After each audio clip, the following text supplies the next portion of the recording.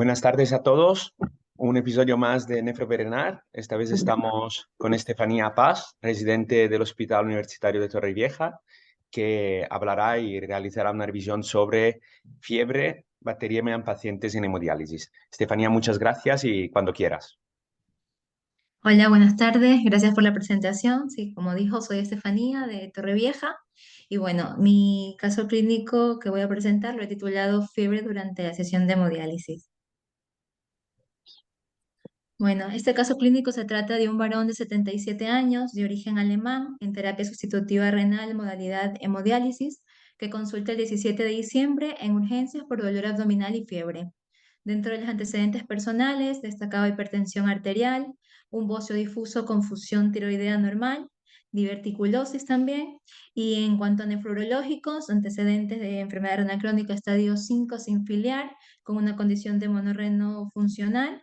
Inició hemodiálisis de forma no programada en el 2020 y aunque posteriormente se ofertó diálisis peritoneal y la confección de una fístula arteriovenosa, el paciente rechazó y continuó su terapia dialítica por medio de catéter permanente yugular en el lado izquierdo.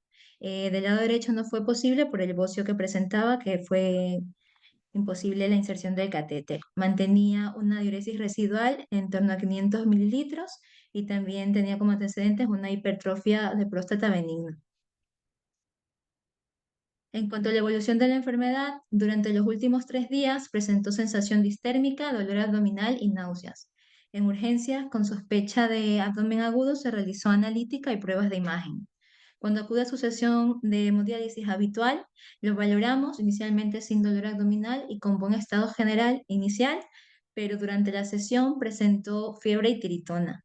Al explorarlo, mantenía buen nivel de conciencia, pero ya regular estado general, un tanto pálido, y mantenía buena saturación y estaba auneico sin necesidad de oxígeno complementario. No se evidenciaron lesiones cutáneas y al revisar el orificio del catéter, lo que se encontró fue un trasudado mínimo, sin zonas de edema, ni absceso, ni otro tipo de lesión. En la auscultación cardíaca estaba taquicárdico, pero rítmico y sin soplos. La auscultación respiratoria llamaba la atención en la hipoventilación bivasal, sin ruidos agregados. El abdomen era blando, depresible y doloroso la palpación profunda. En los miembros inferiores no vimos edemas ni signos de trombosis venosa profunda. Bueno, con este cuadro clínico y con la exploración física, lo que sospechamos fue una infección relacionada con el catéter. La infección relacionada al catéter es la causa más común de morbilidad y la segunda causa de mortalidad en esta población en terapia sustitutiva renal.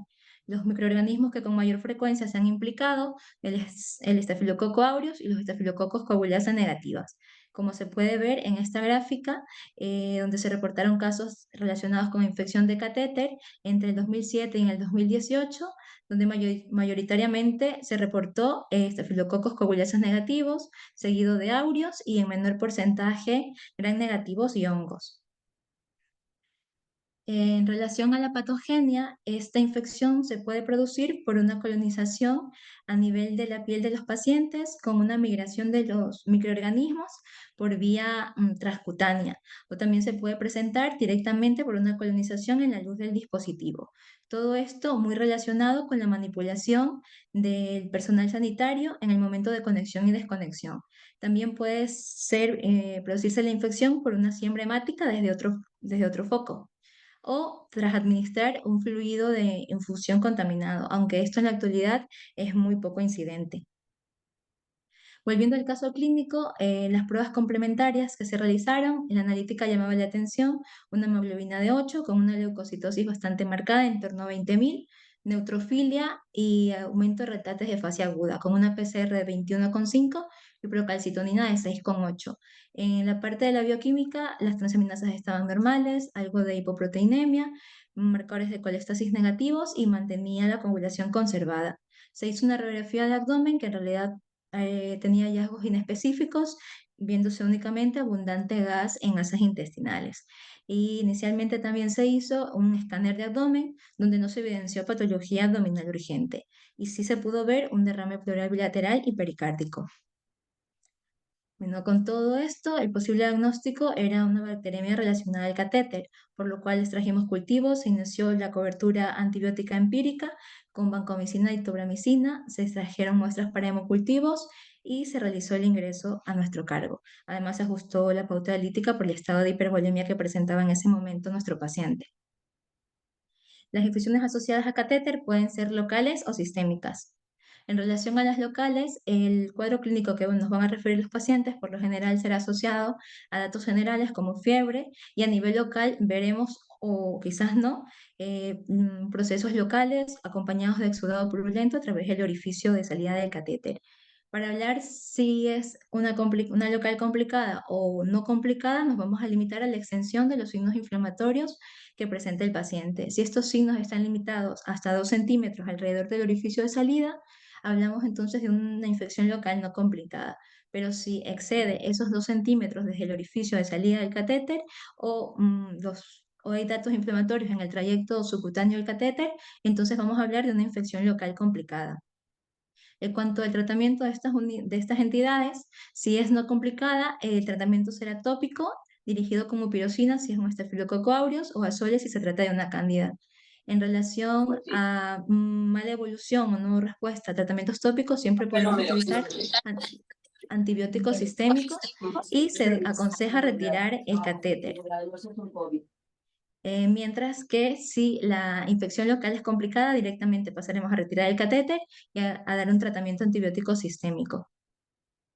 En relación a las infecciones ya sistémicas o más bien o también denominada bacteriemia, que forma conceptual consiste en aislar el mismo microorganismo tanto en sangre periférica como el obtenido a nivel de las ramas de catéter, eso sí, y como condición de que no haya otro foco evidente, o sea, en ausencia de otro foco. El cuadro clínico que presentará el paciente es similar, con fiebre y escalofríos, y hablaremos de una infección complicada cuando los fiebres y los hemocultivos se mantengan positivos después de haber instaurado un tratamiento antibiótico adecuado, después de 48 horas o 72 horas. Si el paciente tiene un estado de shock séptico o si encontramos complicaciones metastásicas como endocarditis, tromboflebitis o espondilodicitis, o si además el paciente coexiste con un material protésico intravascular. Pero para el diagnóstico de la bacteriemia relacionada al catéter, además de la clínica sugerente, necesitamos la confirmación microbiológica. Para ello, necesitamos aislar el microorganismo en el cultivo de punta de catéter, en más de 15 unidades formadoras de colonia por mililitro. Eso cuando decidimos retirar el catéter. Pero si decidimos mantenerlo, lo que vamos a hacer es obtener dos muestras distintas, una de sangre periférica y otra a nivel de las ramas del catéter, y se necesita aislar el mismo microorganismo. Además, habrá que cumplir uno de los siguientes criterios. En los hospitales en los que se cuenta con hemocultivos cuantitativos, el criterio es tener una relación de 3 a 1 o más de unidades formadoras de colonias en relación al catéter venoso central y al periférico.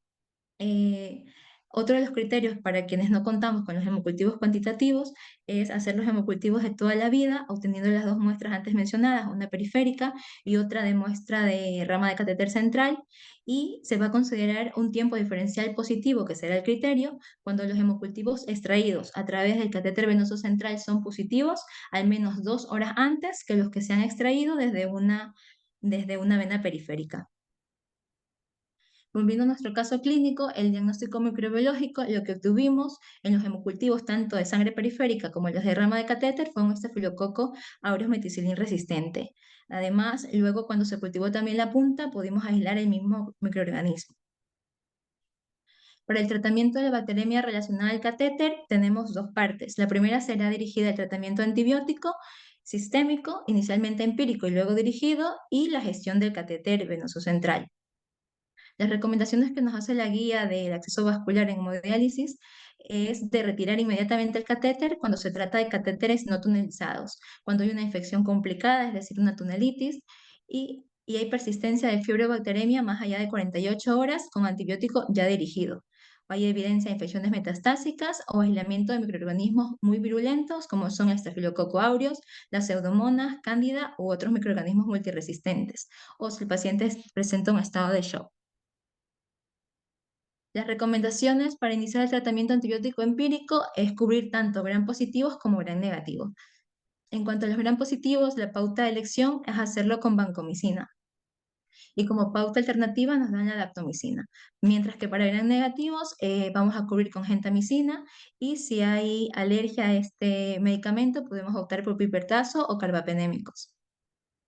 En relación al tratamiento antibiótico dirigido, si se trata de estafilococos meticilin sensibles, la primera opción será cloxacilina o cefazolina y vamos a recomendar la duración del tratamiento para el aureus al menos 3 semanas y si hay circunstancias de complicaciones, incluso hasta 6 u 8 semanas. Mientras que para los coagulasa negativo meticilin sensible, vamos a recomendar una duración de tratamiento de 3 a 5, pudiendo extenderse hasta 14 días si se mantiene el catéter.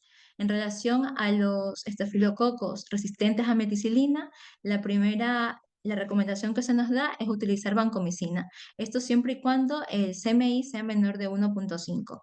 Si el CMI es mayor de 1.5 o tenemos datos de gravedad o de una bacteremia complicada, entonces la recomendación es para daptomicina. La duración del tratamiento en Staphylococcus aureus será de 4 semanas, pudiendo extenderse hasta 8 si hay complicaciones asociadas a la bacteremia. Mientras que para los coagulasa negativo se recomienda una duración entre 3 y 5, extendiéndose hasta 14 días si se decide mantener el catéter. Para las enterobacterias se recomienda ceftriaxona o levofloxacino y para pseudomonas carbapenémicos, pipertazo o cefepime asociado a gentamicina. Al menos 4 semanas y como las anteriores, extendiéndose hasta 8 si hay complicaciones. Otra de las recomendaciones que se da en la guía es el uso de sellado antibiótico cuando decidimos mantener el catéter venoso central. Y esto consiste en rellenar ambas luces del catéter con una solución antibiótica altamente concentrada al finalizar cada sesión de hemodiálisis. El antibiótico tendrá que ser químicamente estable, con una actividad antimicrobiana prolongada y por lo general se mezclará con heparina y la duración del tratamiento será la misma que la antibiótico-terapia sistémica.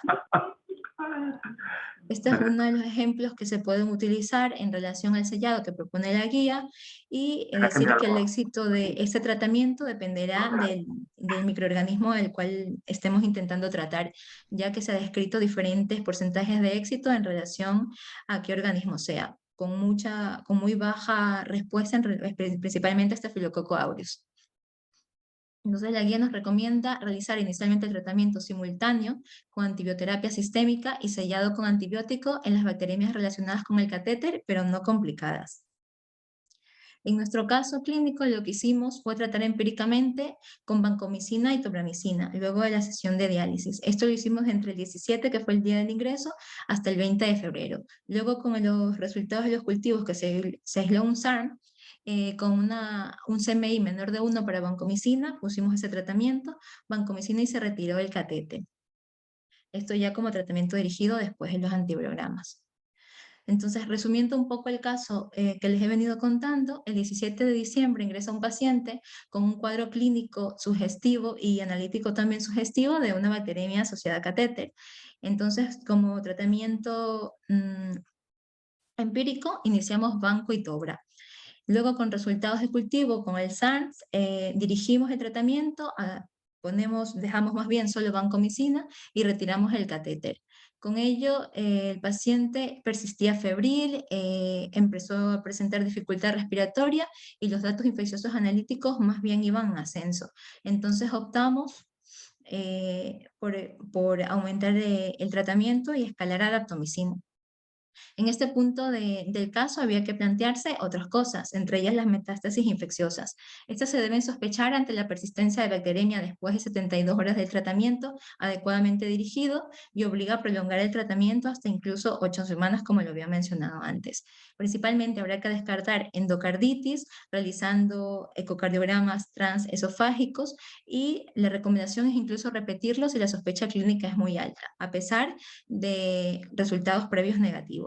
También habrá que descartar una espondilodicitis, optando por una resonancia magnética nuclear de columna vertebral como principal prueba diagnóstica y una tromboflebitis séptica también a descartar con ecografías y escáner dirigido a la zona en la que pensemos que se ve afectada.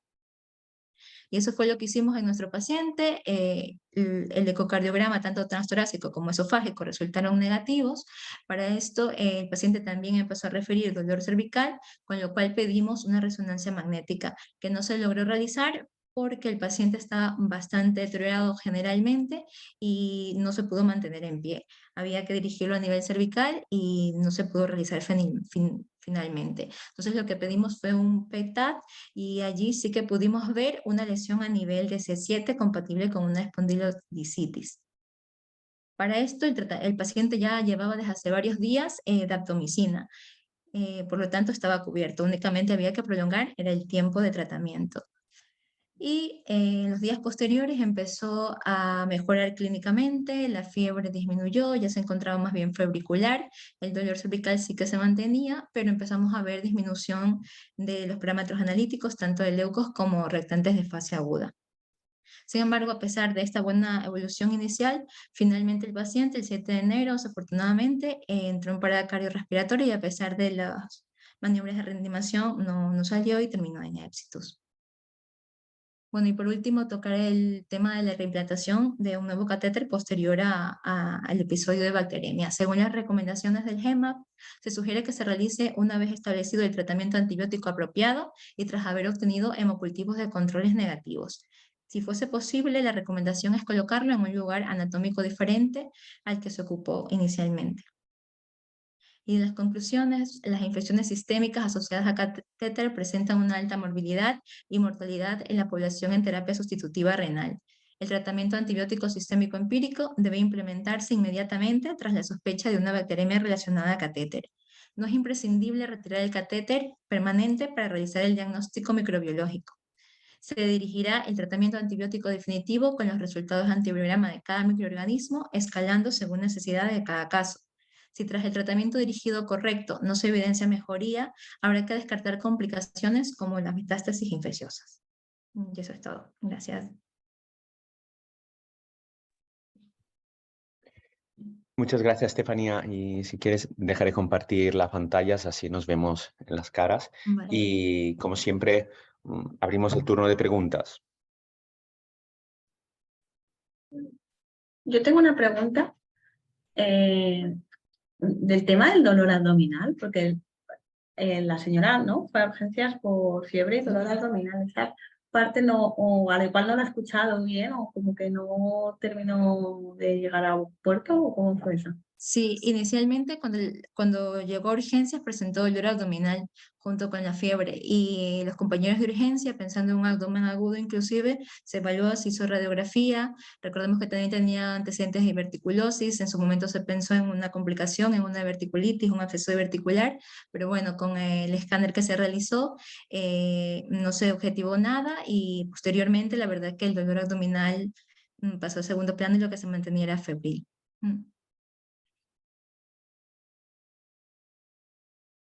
Hola, hola Marco, ¿puedo? Claro. ¿Podemos hablar? Bueno, Steph, nos ha encantado aquí de Elche. Mira, Hola. tenemos ¿qué tal? Tenemos, bueno, yo tenía un par de preguntas. Un error técnico, disculpa. Mira, es sobre el tema de, a mí, por ejemplo, lo que has dicho sobre la hora de administración, pues a mí me enseñaron, pues, la banco en la última media hora y la sexta u otro antibiótico postdiálisis, ¿no? Entonces, Sí. cuando me estuve revisando el tema, porque claro, esa dosis creo que se decía antes con las membranas de baja permeabilidad, pero ahora con las nuevas, online y Teranova, ya no lo tengo tan claro si se puede dar, especialmente con la banco, ¿no? En la última media hora. Por ejemplo, no hace mucho tuvimos una infección de catéter con una paciente con expandida, con Teranova, y se puso la banco en la última media hora, le pedí niveles y salieron muy bajos. Luego se la puse en la siguiente sesión de diálisis después y como que sí llegó al objetivo. Entonces me puse a buscar si había algún trabajo o algo sobre ajuste, más que nada de farmacología, ¿no? Cuantificación de niveles o algo, pero no encontré nada. Entonces yo creo que es algo que también hay que tener en cuenta, ¿no? A veces la modalidad de diálisis puede influir en la farmacocinética del fármaco y no llegar a niveles, lo cual puede crear también resistencias o no llegar al objetivo terapéutico.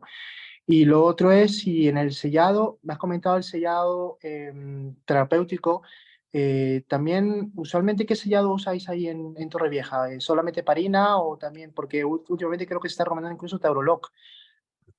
Más que nada también porque a veces impide que se genere el biofilm. Entonces era saber que si has revisado algo sobre lo que te he comentado, ¿no?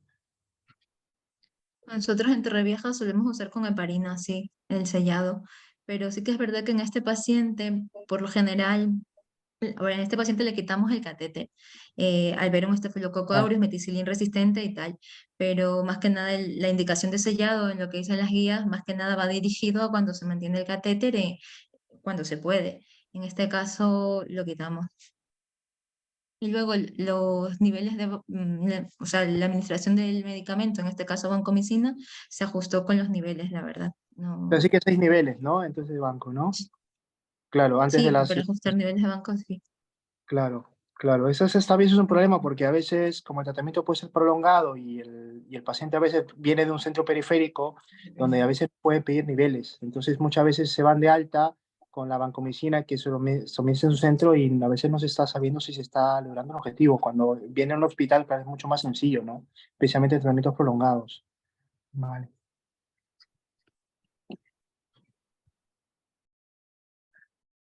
No sé si esta última pregunta que ha hecho Leo, si alguien más sabe contestar. Yo te digo la verdad, no sabría. O sea, si efectivamente el determinado fármacos, como puede ser la vancomicinas, lo que es los nuevos filtros con un cutoff diferentes, lo dializan, por lo cual hace No. falta un ajuste más allá de lo que está recomendado hasta ahora. No sé si alguien más tiene experiencia o si tiene el tema revisado y quiere contestar o lo podemos Sí, dejar como...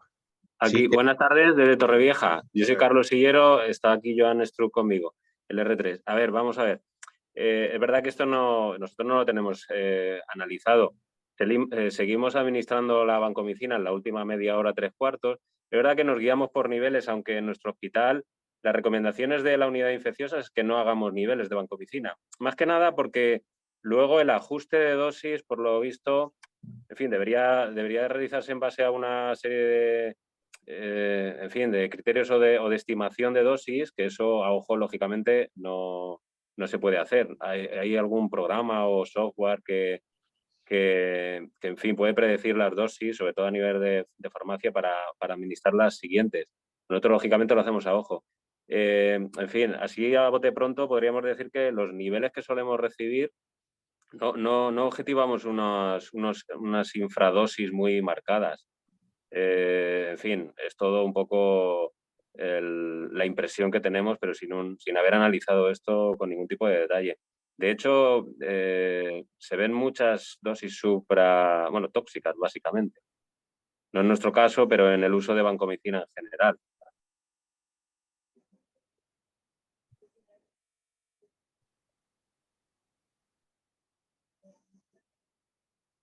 no sé si hay más preguntas.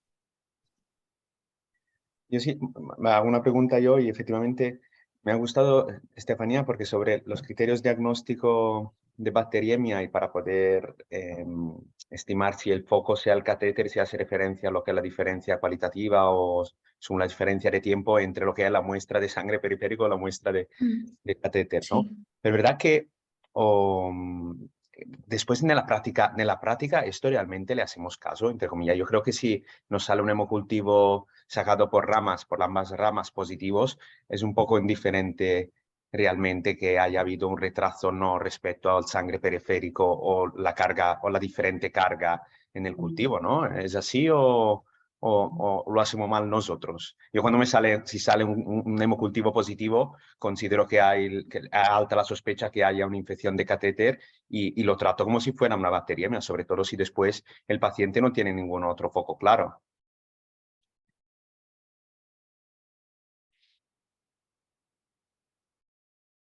Sí, en realidad, o sea, con una bacteremia y aislado cultivos positivos, tanto periféricos y obtenidos por rama de central, la verdad es que tendemos a tratar. No me queda claro si muchas veces vemos las horas y por tanto sacamos el tiempo diferencial para tratar, porque es lo que tú dices. En realidad, viéndolo es que ponemos tratamiento inmediatamente y creo que efectivamente está bien porque peor sería esperar y dejar sin cubrir al paciente. Mira, yo hago, no sé si alguien más quiere... Yo quería hacer una observación, Marco, soy Julia del Sí, PC. sí, claro.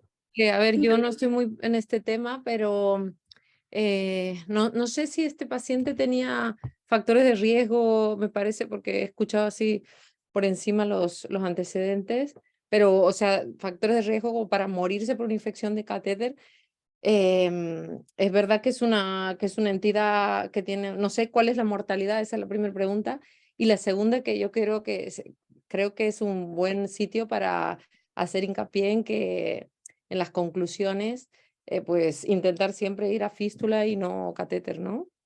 Sí, Porque en evidentemente este, es una entidad con una mortalidad no despreciable. En este paciente en particular, este paciente, bueno, demasiados factores de riesgo no había, era hipertenso, una diverticulosis y una hiperplasia prostática benigna.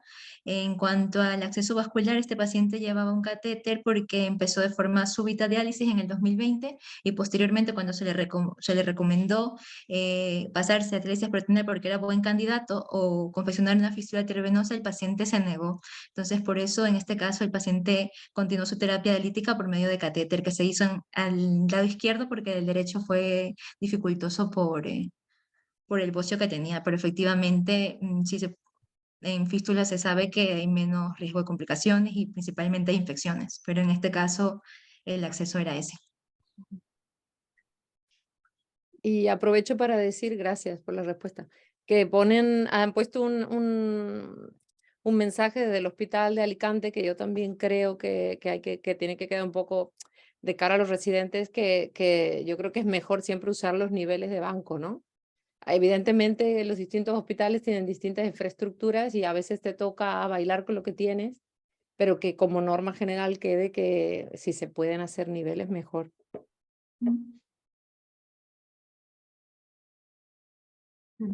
Añado que hay otro comentario siempre de Balmis que se ve que tiene un problema con el micrófono, diciendo de acordarnos que si aislamos un gram negativo, de tener en cuenta efectivamente un posible foco abdominal como foco de origen de la infección. Y una pregunta que creo que has tratado, mira, ya una pregunta más, no sé si alguien más quería hacer una pregunta. ¿Se Sí. me oye? Sí, te oímos. Sí, soy Juan de Son Espaces. Pero mi pregunta es, para hacerle hincapié en la importancia de los hemocultivos semicuantitativos o cuantitativos, no sé, de lo que dispone cada hospital. Aquí sí que se hace mucho hincapié en la importancia de los semicuantitativos, si el origen es el catéter o no, porque si tenemos bacterias multiresistentes o un aureus o una pseudomonas, hay que retirar el catéter. Si no lo tomamos en cuenta y solo tratamos con antibiótico, no, o tenemos que pedir un ecocardio, es importante saber si el foco es catéter o no. Yo solo quiero hacer hincapié en esto.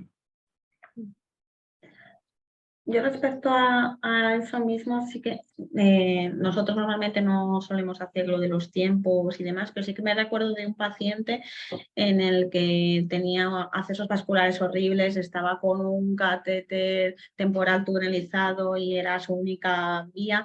Y justo salió, pues es que ahora no me acuerdo de exactamente, creo que era una pseudomonas, pero que había posibilidad de que fuese otro foco y sí que hicimos esa determinación porque era como, es nuestro último acceso vascular, no queremos quitar ese acceso vascular, a ver si con un poco de suerte viene de otro lado. Pero yo creo que es la única vez que yo recuerdo de que hayamos hecho eso, el resto sí que no tomamos en cuenta lo de los tiempos y lo tomamos efectivamente como una bacteriemia del catéter y tratamos como tal. Solo hay en casos así como desesperados, aunque yo creo que es interesante igualmente hacer esas medidas. Mira, si quieres, Estefanía, porque hay una pregunta más de Alicante, que es un tema muy discutido, que es el tema si realizáis cribado de colonización de Staphylococcus aureus de los pacientes que llevan catéter tunelizados en hemodiálisis. No, en nuestro centro ahora mismo no.